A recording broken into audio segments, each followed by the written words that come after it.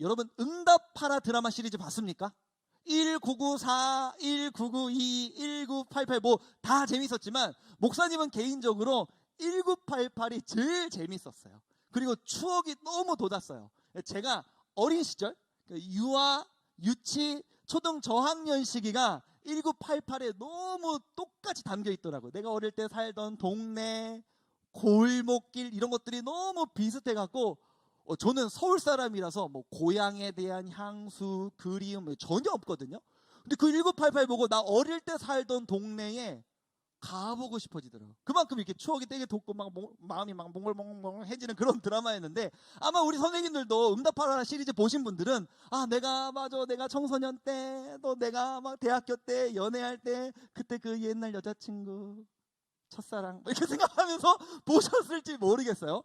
그렇게 이렇게 요즘은 여러분들이 이제 살아가는 시대는 스마트폰도 있고 막 그러니까 친구들이랑 놀 때 카톡이나 또 뭐 페메나 인스타 DM으로 야 놀자, 서현으로 나와, 뭐 어디서 만날까 하면서 이렇게 여러분들 막 이렇게 카톡으로 이렇게 연락을 하지만, 그때는 휴대폰도 없고 뭐 목사님 어릴 때는 이제 삐삐도 없었으니까요. 그렇게 이제 살았던 때에는 친구들이랑 놀 때 어떻게 했냐면요. 다른 친구랑 이렇게 놀고 있다가 우리 노는데 또 우리 누구 부를까? 은우 부를까? 그 은우네 집 앞으로 가요. 그래갖고 그 큰 소리로 외치는 거예요. 은우야 놀자 그러는 거예요.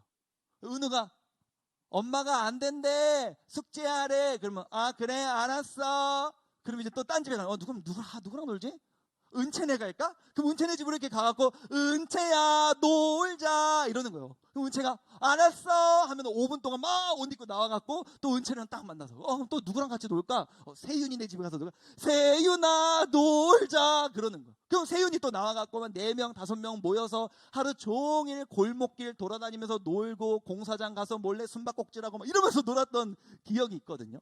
목사님 왜 이런 이야기를 하냐면요, 창수야 놀자 이게 오늘 설교의 제목인데, 오늘 본문을 보니까 누군가가 우리를 부르고 있는 거예요. 잠언 8장 1절을 한번 읽어봅시다. 잠언 8장 1절 읽겠습니다. 시작. 지혜가 부르지 아니하느냐, 명철이 소리를 높이지 아니하느냐. 아멘. 누가 우리를 부르고 있대요? 지혜가 우리를 부르고 있대요. 지혜가 제인아 이러면서 부르고, 혜원아 이러면서 부르고, 규민아 이러면서 우리를 부르고 있다는 거예요. 여러분 창수야 놀자 이 짧은 한 문장, 짧은 6글자 속에는요 자그마치 3가지 의미가 담겨져 있습니다. 어떤 의미가 담겨져 있냐면요, 창수야 놀자 이런 소리가 들렸어요? 첫 번째, 누가 부르지? 누가 나 부르지? 은우가 나 부르고 있나? 두 번째로, 왜 부르지? 창수야 놀자, 창수야 축구하자, 창수야 오락실 가자. 옛날에 PC방 없었을 때 오락실이었으니까요. 오락실 가자 이러면 나한테 오락실 가자고. 왜 부르지? 놀자고. 세 번째로는, 그래서 내가 갈까 말까, 나갈까 말까를 결정할 수 있겠죠. 그래서 오늘 본문은요, 오늘 본문 내용을 가지고 목사님은 누가 부르는가, 왜 부르는가, 그래서 그 부름에 응할 것인가, 이 3가지 측면에서 말씀을 살펴보려고 합니다. 첫 번째로는요, 누가 부르는가. 도대체 잠언 8장 1절에서 부르는 그 지혜는 누군가. 첫 번째 자막 읽어봅시다. 시작.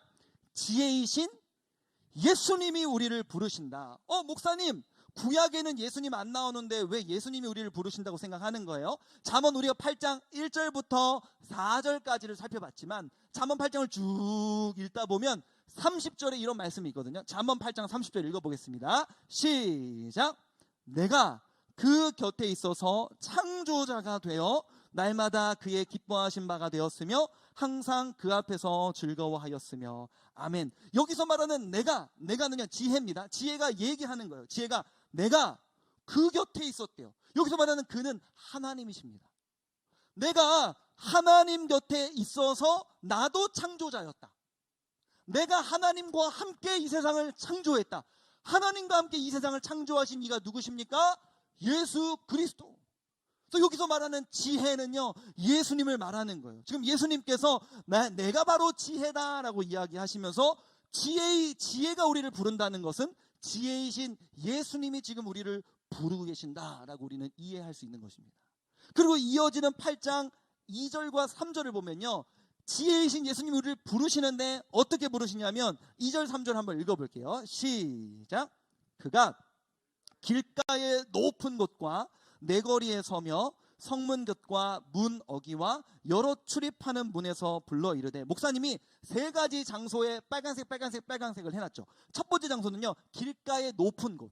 길에 사람들이 지나다니는데 높은 곳에 올라가서 지혜가 부른대요. 얘들아 부른다는 거예요. 집중 안 하고 얘들아 하고 부르고 있다는 거예요. 사람들이 많은 곳에서 얘들아 부르고 있다는 거예요. 두 번째 장소가요, 내거리, 사거리죠. 외거리보다 사거리가 바로 사람들이 사방에서 더 많이 몰려드는 곳이잖아요. 그 사람들이 몰려드는 곳에서 얘들아 나한테 집중해봐 라고 부르고 있다는 거예요. 마지막 세 번째는요, 여러 출입하는 문. 그러니까 다시 말하면 모든 세 가지 장소가 다 사람들이 많이 다니는 장소에서 지혜가 얘들아 우리를 부르고 있다는 거예요. 이거는 다시 말하면 무슨 말이냐면요, 우리의 모든 일상에서 주님이 부르고 계신다는 의미입니다. 저기 구석에서 조용히 우리를 부르고 계시는 게 아니라 적극적으로 우리의 모든 일상 가운데, 내가 행동하는 그 모든 행위 가운데 우리를 부르고 계신다는 거예요. 얘들아 좋으나 하면서 지혜이신 주님이 우리를 부르고 계신다는 거예요. 그럼 왜 부르지? 두 번째로 왜 부르지? 창수야. 그 다음에 두 번째 왜 부르지? 놀자, 오락실 가자. 주님이 우리를 부르시는 이유는 뭔가? 두 번째 자막 읽겠습니다. 시작. 사귐을 요청하신다.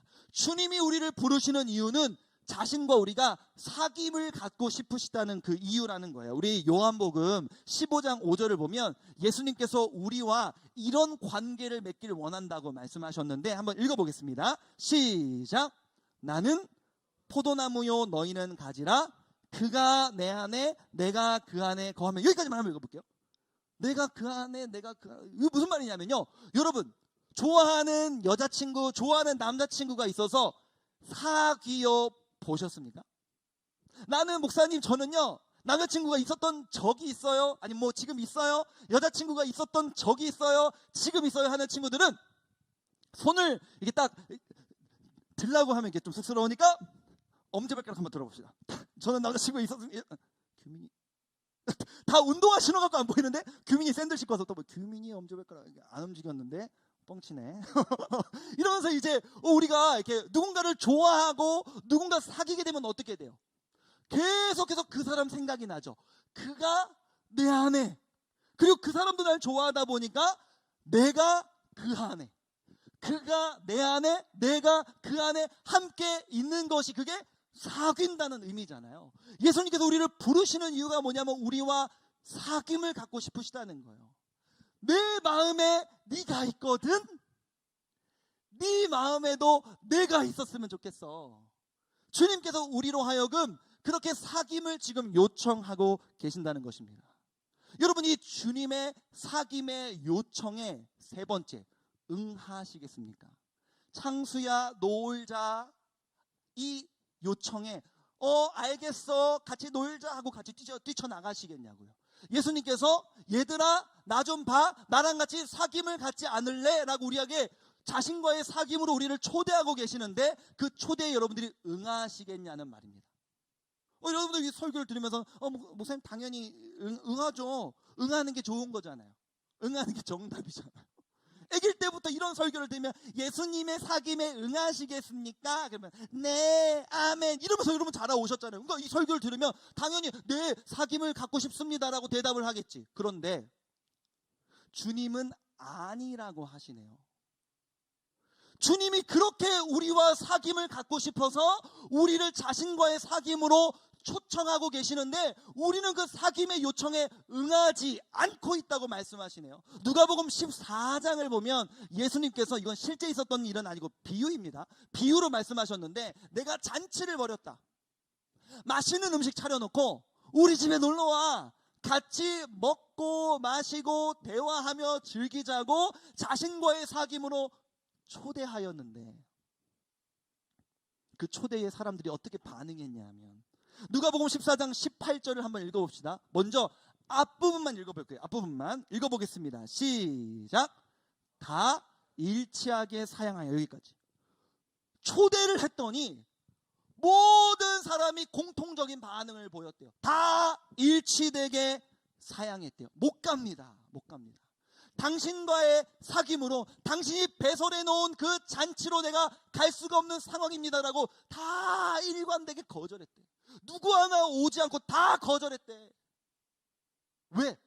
그 이유가요, 세 사람이 오늘 그 비유에 등장하거든요. 18절 이어지는 나는 밭을 샀음에 읽어봅시다. 시작. 나는 밭을 샀음에 아무래도 나가보아야 하겠으니. 제가 밭을 산 지 얼마 안 돼서 그 밭의 그 상태가 건강한지 한번 이렇게 땅을 좀 살펴봐야 될 것 같아요. 첫 번째 사람의 이유였습니다. 두 번째, 누가복음 14장 19절로 가봅시다. 19절에 보면 나는 소 5, 읽어보겠습니다. 시작. 나는 소 5겨리를 샀음에 제가 얼마 전에 소를 사갖고 소 이놈 자식이 건강한지 또 밭을 잘 가는지 제가 한번 확인해 봐야 됩니다. 확인을 빨리 해야 또 환불할 수 있지 않겠어요? 뭐 이런 얘기겠죠. 그 다음에 누가복음 14장 20절 세 번째 사람입니다. 나는 장가 들었으니. 장가 드신 분이 한 분 계셔. 장가 들었으니. 시작. 나는 장가 들었으니 그러므로 가지 못하겠노라. 본문에서 이 장가든 이 녀석은 안 왔는데 우리 병옥쌤은 주님과의 사귐으로 오신 줄로 믿습니다.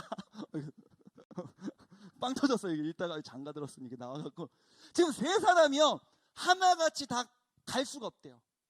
주님의 그 초대에 응할 수가 없대요. 근데 이 세 가지 이유가요 다 공통적인 특징이 있는데 그게 뭔지 아세요? 일상의 분주함입니다.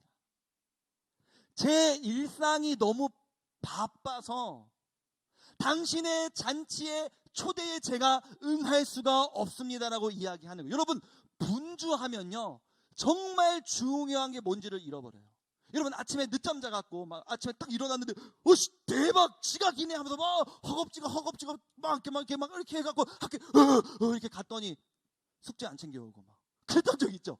너무 분주하고 바쁘고 정신없다 보면 정말 중요하게 챙겨가야 할 것들을 놓치기 마련이거든요. 분주하면 중요한 걸 잊게 돼 있어요. 저는 이 시대에 우리를 향하여서 사단이 공격하는 가장 강력한 공격 중에 하나가 우리로 하여금 예수님과 사귀지 못하게 하고 예수님과 가까이 가지 못하게 하는 그 원수 마귀의 가장 강력한 공격 중 하나가 일상의 분주함이라고 생각해요. 너무 먹고 사는 거에 공부하는 거에 그 일상의 분주함을 계속해서 우리에게 줘갖고 정말 중요한 가치를 보지 못하게 하는 것이 이 시대를 이끌어가는 그 원수 마귀의 공격인 것 같다는 거예요. 이 시대를 살아가는 청소년들의 마음이 되게 아프잖아요. 막 여러분들 지금 고3도 있고 고2도 있는데 막 고3이 예배 마치고 목사님 제가 고3이어서 얼마나 행복한 줄 알아요? 제가 시험도 얼마 안 남았고요. 또 이렇게 모의고사가 계속 있고 얼마 전에도 모의고사를 봤는데 그 결과를 받으면서 제가 얼마나 행복했는지 아세요? 목사님 고3이 대박이에요. 저는 평생 동안 고3이었으면 좋겠어요. 라고 생각하는 고3들이 없잖아요. 그죠? 고3이어서 힘들잖아요. 그럼 고2는 행복해요. 목사님 고2여서 얼마나 좋은지 몰라요. 평생 고등학생이었으면 좋겠어요. 그런 사람 없잖아.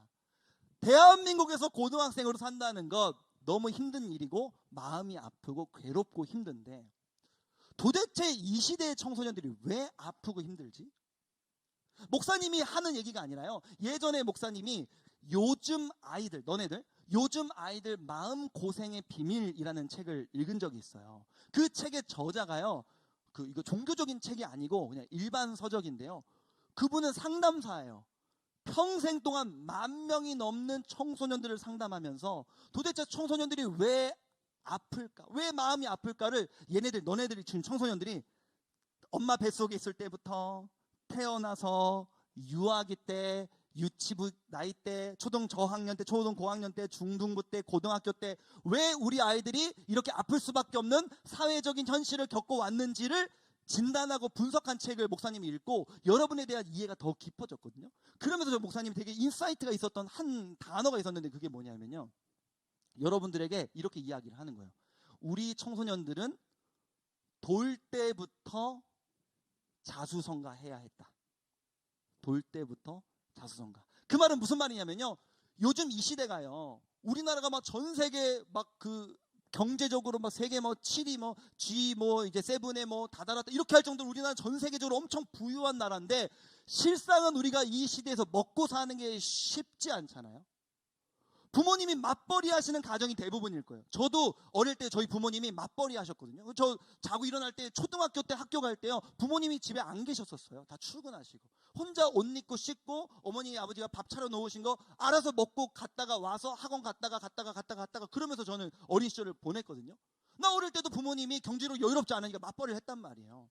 여러분들도 자라오면서 부모님들이 생활을 하려면 생계를 하려면 맞벌이를 해야 되다 보니까 아이를 낳아놓고 이 아이가 어린 시절에 엄마 아빠한테 어리광 부리고 이렇게 사랑받고 좀 그때는 수용당해야 됐던 그 시절에 너무나 어린 나이 때부터 돌 때부터 어린이집에 보내져서 선생님의 눈치를 보고 2~3살 때는 밥 먹을 때도 꼭꼭 씹어서 남기면 안 되고 흘리면 안 되는 그런 규칙의 압박을 받으며 충분히 사랑받지 못하고 자라왔기 때문에 이 친구들의 어린 내면에 이미 사랑의 공백이 있어서 지금 나이가 든 다음에 이렇게 아픈 일들이 많은 것이다. 뭐 그 다음에는 유치부 시절, 초등 저학년 때부터 뭐 벌써 학업의 압박, 한글 재밌지?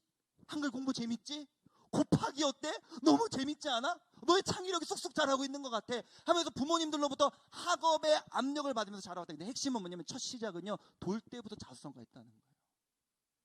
너무 어린 시절부터 떨어져서 부모님들이요, 생계의 일상에 분주함으로 인해 자녀의 어린 시절의 그 사랑받음이 놓쳐진 시대, 그러니까 일상의 분주함 때문에 정말 중요한 걸 잃어버린 세대가 바로 지금 우리 청소년들이 살아온 세대다라고 이야기하는데 보세요, 너무 동의가 되더라고요. 나도 어릴 때 그렇게 자랐으니까요. 어떤 아프리카 다큐멘터리를 보니까요, 아프리카의 이제 오지에 있는 마을에서는 정말 할 일이 없잖아요. 아프리카에서 하는 거는 이제 수렵 채집 생활을 하는 거잖아요. 그때 뭐 이렇게 뭐 사냥하고 그런 아프리카 부족민들이 아직도 있고 그런 것들 가끔 다큐멘터리 나오잖아요. 하루 종일 거기 애들은 할 일이 없어요. 노는 거예요. 그래서 한 화면에서 여자애들끼리 이렇게 막 놀다가 한 친구가 삐진 거예요. 한 친구가 삐져서 이렇게 나 삐졌어 이렇게 하고 있으니까 나머지 친구들이 그 친구를 그때부터 간지럽히기를 시작해요. 그게 그 부족의 문화래요. 누군가 화나고 삐지면 그 친구가 웃으면서 기분이 풀릴 때까지 간지럽힌다는 거예요. 우리는 더 화날 것 같죠? 막 기분 안 좋은데 막 간지럽힌다. 기분 풀어, 기분 하지 말라고 이럴 것 같은데 그 부족 문화에서는요, 왜 화나서 말해줘 왜 화났어 하면서 계속 간지럽히는 거 하지마 웃으면서 기분이 풀릴 때까지, 상대방이 속상하면 그 상대방의 기분이 풀릴 때까지 그 사람에게 집중해주고 사랑을 베풀어주면서 그 사람에게 관심을 끝까지 가져주는 게 그 아프리카 그 부족의 문화였다는 거예요. 시간이 많으니까요, 시간이 남아 도니까요, 일상이 분주하지 않으니까요, 사람에 집중할 수 있는 거예요. 사람의 마음에 집중할 수 있는 게 아프리카 부족의 문화더라고요. 제가 예전에 이 전교회 말고 전전교회에서 청소년 사역을 할 때요, 그 친구들이랑 같이 이제 캄보디아로 해외 선교를 갔었어요. 그 지역이 좀 부유한 동네였거든요. 대치동 옆쪽이어서 애들 되게 대체적으로 부유했어요. 조금 이렇게 싸가지가 없었어요. 이렇게 얘기할 수 있어요. 지금도 나랑 연락하고 지금도 날 찾아오니까 아주 친하기 때문에, 그들도 알고 있기 때문에요, 싸가지가 없었어요. 캄보디아로 선교하러 가자니까 하는 말이 뭔 줄 알아요? 목사님 돈 내고 왜 동남아를 가요? 미국으로 가면 안 돼요? 그렇게 이야기하는 싸가지가 없는 애들이었어요. 그래서 딱 그 친구들을 어떻게든 정신 개조를 좀 시켜보려고 딱 데리고 가서 캄보디아로 딱 갔어요. 캄보디아 현지 교회에 가서 캄보디아 애들을 만났는데 얘네가 처음 만나자마자 이러는 거절하는 거예요. 걔네들은 한국에서 사람이 왔다고 막 한국 드라마 보고 한국 예능 보면서 한국 애들 왔다고 너무 멋있다고, 쟤네는 피부도 뽀얗다고 막 이러면서 얘네가 갖고 있는 스마트폰 태블릿 보면서 와 신기해 갖고 막 우리랑 친해지고 싶어하고 다가오는데 왜 이러냐고, 더럽게 이렇게 얘기하는 거예요. 제가 열받아갖고 그날 밤에 막 애들 엄청 후드러 깨고 막 그랬거든요. 니네 지금 왜 왔냐고 여기 이러면서 막 엄청 첫째 날 깨고 둘째 날 깨고 했는데 한 5일 있었는데요, 한 셋째 날부터 애들이랑 친해지기 시작하는 거예요. 첫째 날 둘째 날 막 이러더니 셋째 날 넷째 날부터 이렇게 친해지기 시작하는데, 놀라운 사실은 뭐냐면 얘네가 우리 한국 애들이, 그 부유한 애들이 동남아 애들을 부러워하기 시작하는 거예요. 목사님, 쟤네 너무 부러워요. 쟤네는 별것 아닌 걸로 웃어요. 아무것도 아닌데 지들끼리 쳐다만 보고 계속 웃어. 눈 마주치면 웃어. 웃음이 너무 많은 거야. 걔네랑 있다 보니까 얘네들도 웃음이 전염돼 갖고 계속 별것도 아닌 거 쿡 찌르고 장난치고 웃고 찬양하면서 웃고 막 계속 그렇게 보내는 거야. 그리고 5일을 보내고 한국으로 돌아올 때가 됐는데 애들이 가기 싫다는 거예요. 한국 돌아가기 싫다. 돌아가면 벌써 학원을 몇 개를 다녀야 되며 그 대치동 그 빡센 학원들 몇 개씩 돌아야 되고 엄마 아빠의 그 학업에 압박과 스트레스 속에 내가 다시 들어가야 되는데 나는 가기 싫다. 이렇게 얘기를 하는 걸 보면서 일상의 분주함, 먹고 사는 것에 대한 분주함, 남들보다 공부를 더 잘해야 된다는 그 학업, 일상의 분주함으로 인해 정작 중요한 것, 인간에 대한 가치, 인간의 마음에 대한 집중을 잃어버린 세대가 이 시대라는 거죠. 믿음의 영역에서도 마찬가지입니다. 일상의 분주함 때문에 믿음을 놓쳐버리고 있는 이 시대. 하나님, 저 고3인데요. 하나님, 저 시험 기간인데요. 어떻게 예배에 집중할 수 있겠어요? 예배요? 안 드리면 죄책감 드니까 드린다고 쳐요. 어떻게 말씀 읽을 시간이 있겠어요? 저 학원 3-4군데 돌다 오면 벌써 녹초가 돼서 집에 10시, 11시에 들어오는데 그 시간에서 어떻게 제가 말씀을 보고 기도를 할 수 있겠어요? 일상의 분주함으로 인해서 정작 중요한 주님께서 우리와 사귀고 싶으시다고 사귐으로 초대하시는 그 초대에는 응할 수 없는 것이 오늘날 우리의 삶의 모습이라는 겁니다. 그래서 여러분과 나누고 싶었던 세 번째 내용이 뭐냐면, 세 번째 자막 한번 읽어봅시다. 시작. 일상의 분주함을 뒤로하고 예수님의 초대에 응하라. 아멘. 잠언 8장, 누가 우리를 부르고 있습니까? 지혜이신 예수님께서 우리를 부르고 계신데요. 왜 부르신다고요? 자기와의 사귐으로 우리를 초대하고 계신데요. 우리는 그 초대에 응하고 있다고 생각했지만 주님은 아니라고 하시네요. 너희들 일상의 분주함 때문에 다 나에게는 관심이 없잖아. 우리 이번 한 주간 동안은 우리의 그 분주한 일상을 좀 뒤로 하고 예수님의 그 사귐으로의 초대에 응할 수 있는 송림고등부가 되기를 주님의 이름으로 축복합니다.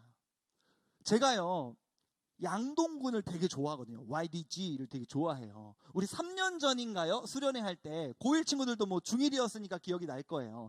3년 전에 우리 청소년부에서 예수쟁이라는 주제로 수련회를 했었죠. 겨울 수련회 때. 그때 이제 나는 야 예수쟁이 뭐 이렇게 랩하고 했었는데요. 그 예수쟁이라는 그 랩이요, 양동근 씨의 노래예요. 양동근을 제가 너무 좋아해서 수련회 이렇게 주제할 때 예수쟁이 너무 좋다고 우리 애들이 자기가 예수쟁이라는 정체성이 심어졌으면 좋겠다 해갖고 그 수련회가 그렇게 만들어졌거든요. 그래서 양동근이 뭐 음악을 하거나 어디서 공연을 하거나 그러면 유튜브로 가끔씩 찾아보는데, 얼마 전에 비긴 어게인인가 그 프로를 제가 전체 어떤 프로인지도 모르고 전체를 본 적은 없는데, 비긴 어게인이라는 프로그램에서 양동근이랑 소유, 그 시스타의 소유가 같이 버스킹을 한 영상이 있는데, 양동근이 어깨라는 노래를 그 버스킹 때 부른 거예요. 저 양동근의 어깨를 원래 알고 있고 되게 좋아하는 노래거든요. 원래 어깨는요 되게 신나고 빠르게 풀세션으로 쿵짝쿵짝쿵짝 하면서 원래 하는 랩이에요. 그런데 버스킹이니까 건반 하나에, 건반을 막 많이 치지도 않아요. 조금만 쳐. 그리고 기타로 이렇게 막 랩을 하는데 너무 좋은 거야. 그래서 막 눈물 글썽글썽 하면서 그 노래를 들었거든요.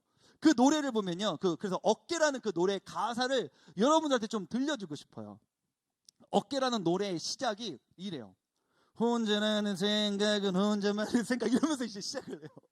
우리가 살면서 늘 외롭고 혼자라고 느끼잖아요. 나는 요즘 외로워. 친구들이 있긴 하지만 정작 내 마음을 진짜 고백할 친구는 없어. 부모님이 날 사랑해 주신다는 건 알겠지만 정말 내 고민은 부모님께 말하기가 쉽지 않아. 그래서 혼자라는 생각을 갖고 있는 너희들, 혼자라는 생각은 혼자만의 생각, 이러면서 시작을 하는 거예요. 그러면서 양동근이 하는 말이 뭐냐면, 얘들아 너네 너무 힘들지 않아? 근데 너네가 왜 힘드냐면, 힘든 이유에 대해서 가사에서 이렇게 설명하는 거예요. 가슴이 아픈 건, 가슴이 내가 마음이 너무 아픈 건 너무 빨리 뛰어서 그래. 오늘날 이 시대에 우리가 왜 그렇게 아픈지 알아? 돈 많이 벌려고, 좋은 대학 가려고 전혀 사람에 대한 관심 없이 빨리 앞으로 뛰어만 가다 보니, 여러분 생각해보세요. 100m 달리기를 한다고 생각해보세요. 200m 달려요, 400m 달려요, 1km를 전속력으로 달린다고 생각을 해보세요. 가슴이 왜 안 아파? 숨이 헐떡헐떡 차오르지. 네가 가슴이 왜 아픈지 알아? 너무 빨리 뛰어서 그래. 그렇게 너무 힘들다 보니까 너의 지금 마음의 상태에, 사람이 여러분 너무 힘들면요 위로도 받고 싶지 않거든요. 네가 나에 대해서 뭘 안다고 위로해? 네가 내 마음 알아? 위로도 다 필요 없어지는 마음의 수준까지 갈 때가 있어요. 양동근이 그래서 이렇게 가사에 쓴 거예요. 날 향한 손길 따위 느껴지지 않아. 사랑 따위 웃기지도 않아. 내 어둠 밝힐 촛불 따위 꺼져버려. 세상 그 어느 것도 위로가 되질 않아. 다 귀찮아. 전혀 기쁘지 않아. 뭘 원하는지 모르겠어. 의미를 잃었어.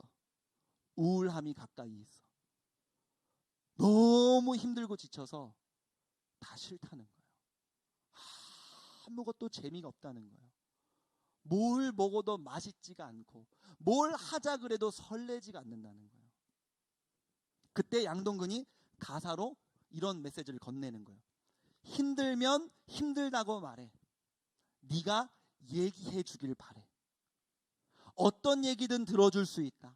말할 때까지 기다릴 수 있다. 저는요 오늘 본문에서 지혜이신 주님께서 우리를 부르시는 이유가 여기 있다라고 믿습니다. 너희들 너무 힘들고 아파서 인생의 의미를 잃고 뭘 해도 재미가 없고 뭘 먹으려고 해도 별로 맛이 없고 인생의 의미가 뭔지 느껴지지 않는 친구들이 여러분 있다면, 주님께서 우리에게 이렇게 말씀하시는 거예요. 부르고 계시는 거예요. 사귐을 갖자고. 힘들면 아프다고 말해. 네가 얘기해 주기를 바래. 어떤 얘기든 들어줄 수 있다. 말할 때까지 기다릴 수 있다. 그러면서 이 가사를 읽어주고 싶어서 여기까지 지금 읽은 거예요. 세 줄 이제 남았는데요. 이 가사를 읽어줄게요. 자막으로 준비했으니까 띄워주시고요.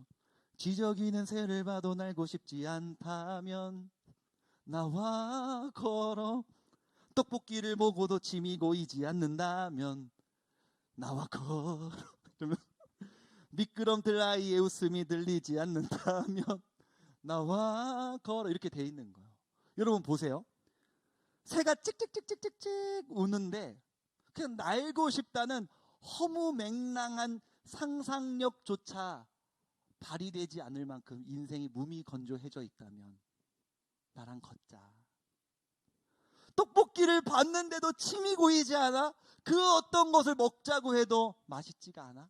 맛있을 것 같지가 않아? 그 정도로 너 마음이 힘드니? 나랑 걷자. 미끄럼틀에 아이가 미끄럼틀 타면서 웃는 모습을 보고도 사랑스럽고 예쁘고 멍하니 그 아이들을 바라보게 되는 그 따뜻함이 네 마음속에서 사라져 있니?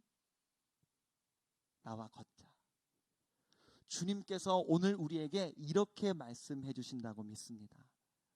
주님과의 교제가 단절되어 영적으로 피폐해지고 메말라 인생의 의미를 잃어버리고 뭘 하려고 해도 재미가 느껴지지 않고 뭘 먹자고 해도 그렇게 즐겁지 않은 인생의 의미를 잃어버린 우리의 마음의 상태가 있다면, 주님께서 오늘도 이 시간 우리에게 아주 적극적으로 자기와의 사귐을 갖자고, 나와 걸으며 대화 좀 하자고 우리를 자신과의 사귐으로 초대하시는 그 초대에 이번 한 주간 동안 응하는 여러분이 되시기를 주님의 이름으로 축복합니다. 우리가 찬양하면서 나아갔으면 좋겠는데요.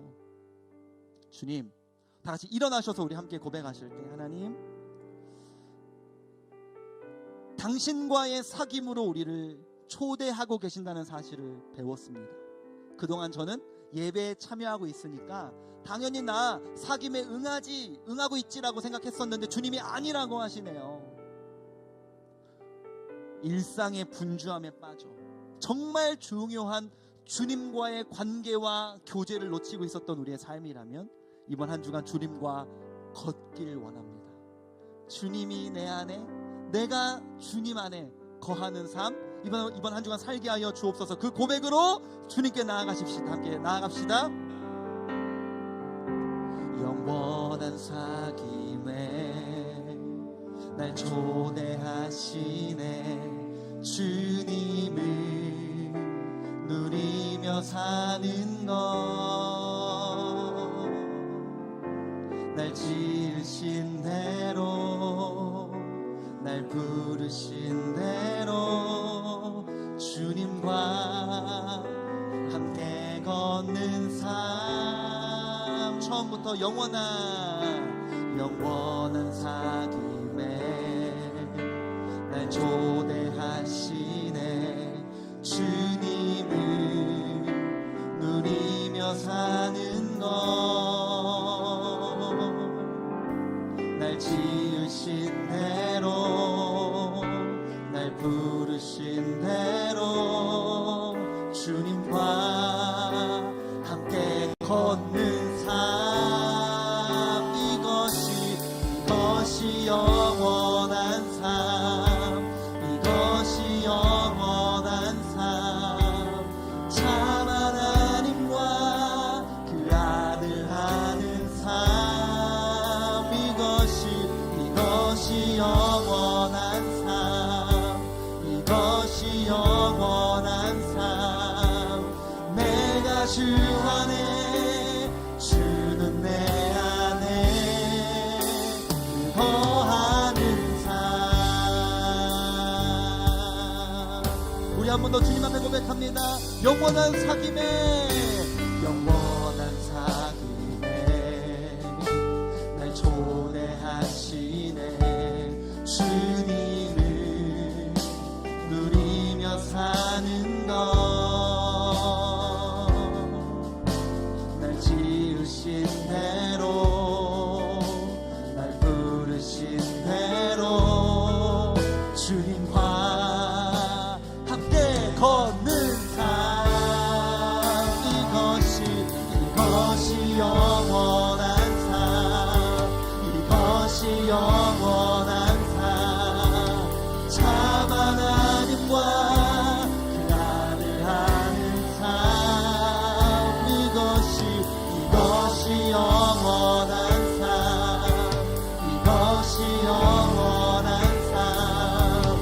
내가 주 안에, 주는 내 안에. 우리 한 번 더 주님 앞에 노래합니다. 이것이 영원한 삶, 이것이 영원한 삶. 참 하나님과 우리 아들 하는 삶. 이것이 영원한 삶, 이것이 영원한 삶. 내가 주 안에, 주는 내 안에. 이것이 영원한 삶, 이것이 영원한 삶. 참 하나님과 그 아들 하는 삶. 이것이 영원한 삶, 이것이 영원한 삶. 내가 주 안에, 우리 마지막으로 한 번 더 주님 앞에 노래합니다. 이것이 영원한 삶, 이것이 영원한 삶. 참 하나님과 그 아들 하는 삶. 이것이 영원한 삶, 이것이 영원한 삶. 내가 주 안에, 주는 내 안에 늘 거하는 삶.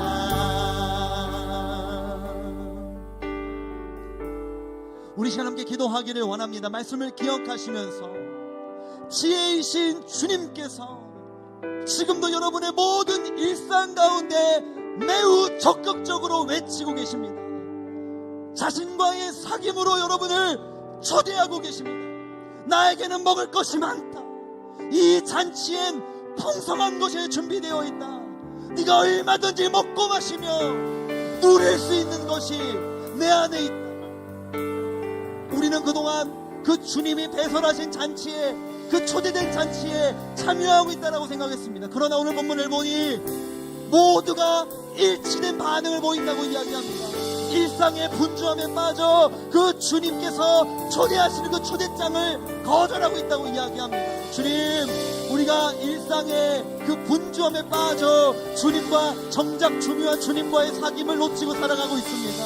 하나님, 그리하여서 우리가 삶의 의미를 잃고 인생의 목적을 잃고 방향성을 잃어버리고 더 이상은 뭘 해도 즐겁지가 않고 뭘 먹는다고 해도 설레이지 않는 우리의 삶이 있습니다. 주여, 우리를 붙잡아 주시고 이번 한 주간 동안 주님과의 사귐, 주님과 함께 걸으며 대화하는 삶이 될 수 있도록 내 삶을 붙잡아 주시기를 원한다고 주여 한번 부르시고 합심하여 구서로 기도하십니다. 주여, 은혜로우신 아버지 하나님, 사랑하는 우리 아이들을 붙잡아 주시기를 원합니다. 하나님, 우리가 이 세상을 살아가면서 어릴 때부터 볼 때부터 일상의 분주함에 빠져 자극하여야 했던 우리 아이들의 세대에 그 마음의 공백과 빈 공간을 우리가 알고 있습니다. 주여, 우리 아이들을 붙잡아 주시고 뭘 해도 즐겁지 않고 뭘 해도 기쁘지 않으며 뭘 해도 의미가 발견되지 않는 우리 아이들의 심령 가운데 하나님, 오늘 말씀을 통하여 도전하여 주시옵소서. 주님께서 우리로 하여금 사귐으로, 자신과의 사귐으로 우리를 지금도 적극적으로 초대하고 계신다는 사실을 기억하며 그 초대에 일상의 분주함을 뒤로하고 응할 수 있는 우리 아이들이 될 수 있도록 인도하여 주시기를 원하오니 주여 역사하여 주시옵소서. 주여 은혜 베풀어 주시옵소서. 이번 한 주간 그런 삶을 살 수 있도록 인도하여 주시기를 원합니다. 주님 역사하여 주시옵소서. 은혜로우신 아버지 하나님, 창수야 놀자, 웃긴 설교 제목이었지만 이 짧은 제목 안에서 세 가지를 살펴봤습니다. 누가 부르는가? 지혜이신 주님께서 지금도 우리를 적극적으로 부르고 계십니다. 왜 부르시는가? 우리에게 사귐을 요청하고 계십니다.